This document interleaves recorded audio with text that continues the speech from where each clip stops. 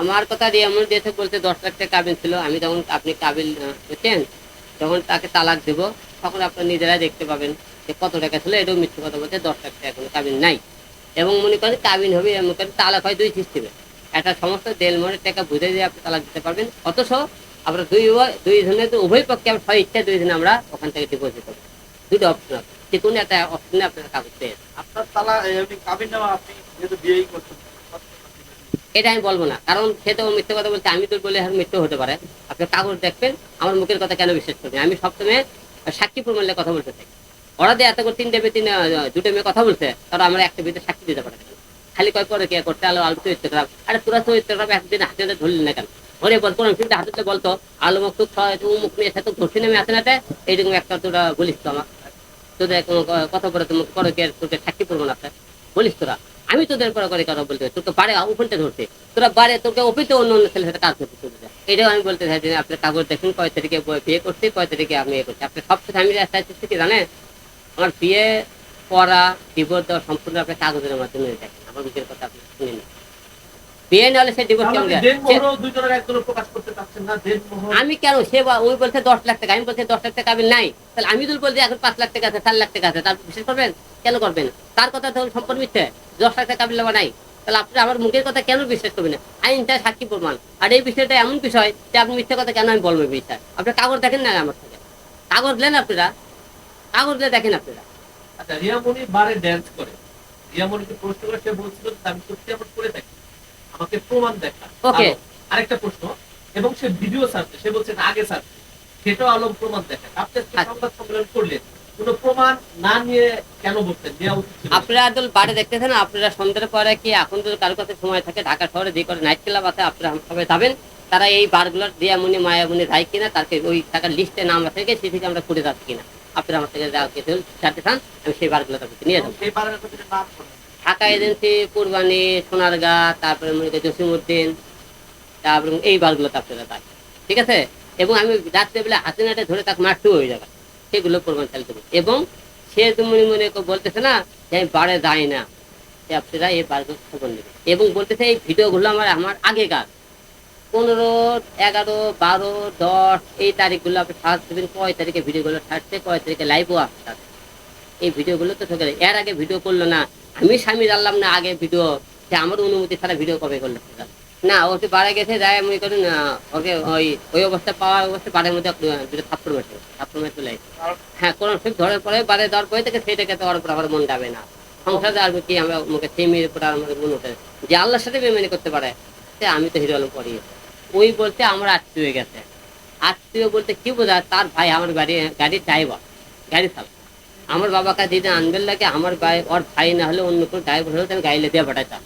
ওর ভাই যেহেতু গাড়ির ড্রাইভার, সেই তো আমরা আত্মীয় মধ্যেই পড়ে। আচ্ছা গেল, ওর ভাইয়ের কথাও তো হয়, ওর ভাইও কয়দিন গেছে, ওর বোনও কয়দিন গেছে। ওর তো একই জায়গাতে, ওর ভাই বোন আমরা তো একই জায়গাতে থাকি, তাহলে একদিন তো ওর বোনও তো গেল না। ওরা বলে আমরা ওই মেয়ের কারণে জানি কেন, ওই মেয়েটাকে, ওই মেয়েটাকে, সেই মেয়েটাকে ঘরে, তুই হলো ঘরের বউ লিগেল বলি দাবি করে, ওই মেয়েতে তুই কেন যাবি না? তোর সমস্যা কি? ওই মেয়ে দুর্বলতা কোন জায়গা? সেই মেয়ের সামনে দেয় আমাকে ডিভোর্স দেওয়ার কারণ একটাই, সে আমার অনুমতি ছাড়া বিভিন্ন জায়গায় ক্যাসাললি দিয়ে আমাকে শুটিং করে, বিভিন্ন ছেলে নাচ গান করে, মদ খায়, বাদ দেয়। এটা আমার অনুমতি ছাড়া ক্যাসাল, একটু ক্যাসাললি। আমি একে সূর্য দেওয়ার জন্য 3 বার সুযোগ দিয়েছিলাম, কোরআন শরীফ পড়তে পাইছি। আজকে তাও মনে করেন সে একে মানাতে পারেনি।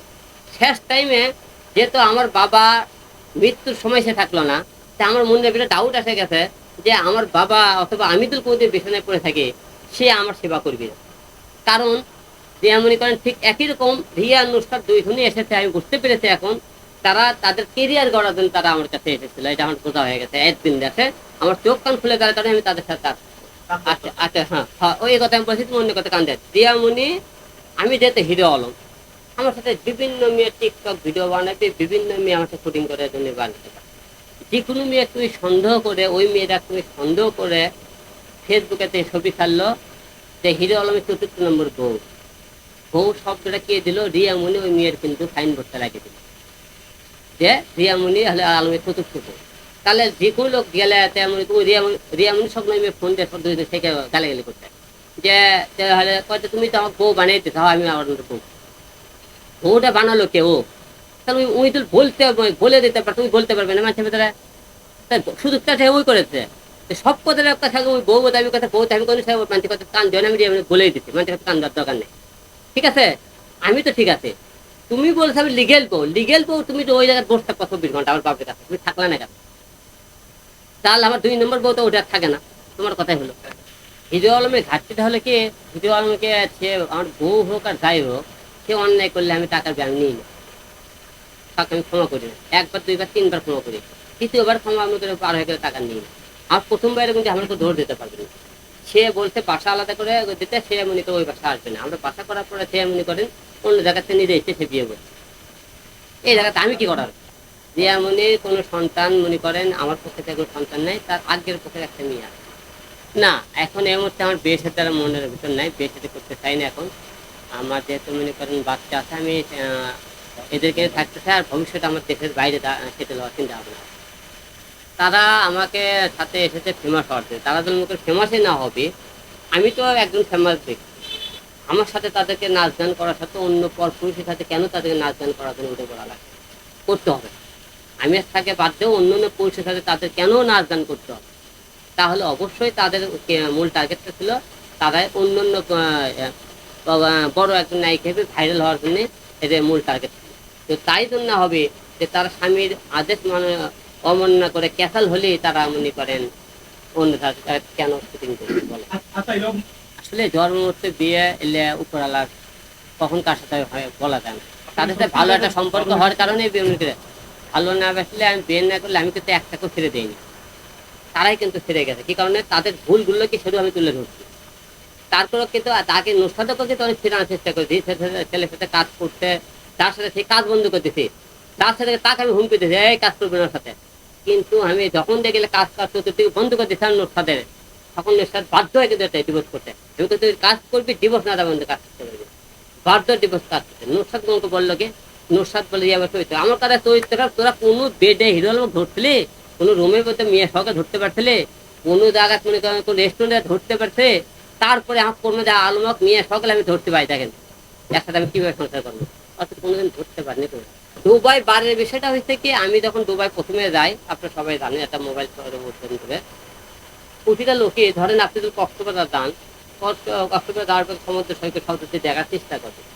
আমি ওখানে যাওয়ার পরে আমাদের বাংলাদেশের অনেক মেয়েরা বিভিন্ন বারে ওখানে ডান্স, আমি জানি তাদের সাথে কথাবার্তা, এবং আমি ওখানে বললাম যে এই এলাকার পাহাড় এবং বিভিন্ন যে জায়গাগুলো আছে এগুলো কিরকম একটু দেখতে চাই।